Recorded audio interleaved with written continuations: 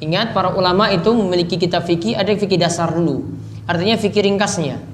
Nanti beranjak kepada fikih yang lebih tinggi lagi, baru yang lebih besar lagi.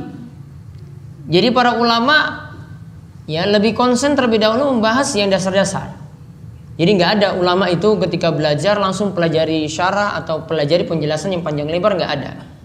Para ulama selalu beranjak mempelajari itu dari dasar, dari yang ringkas, dari mutun-mutun, dari matan-matan. Jadi tidak pernah mempelajari langsung, ya, mempelajari langsung kitab syarahnya, tidak. Ini bukan urusan ulama belajar di situ. Namun gurunya nanti ketika membawa matan-matan tadi, matan itu isi yang ringkas-ringkas, ya, maka mereka akan memberikan penjelasan yang ada yang ringkas, ada yang panjang lebar dan seterusnya. Jadi mempelajari seperti ini akan membuat orang itu punya kemapanan ilmu.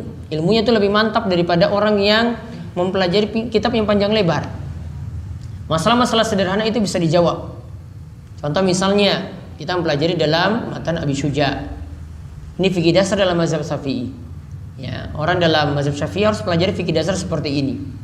Dalam kitab matan Abi Syuja misalnya, kalau ada yang bertanya, bolehkah ketika menguburkan itu ada dua mayat disatukan dalam satu kubur?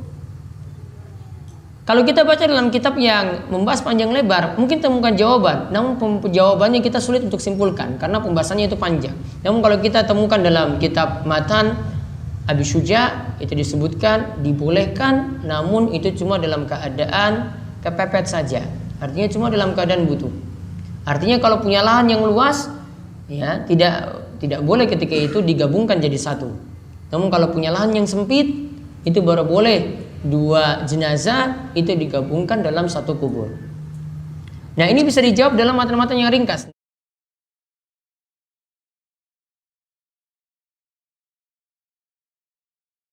Nah, itulah video-video Darus Sholihin TV. Dukung Darus Sholihin dan jangan lupa subscribe videonya biar mendapatkan ingatan terus setiap hari.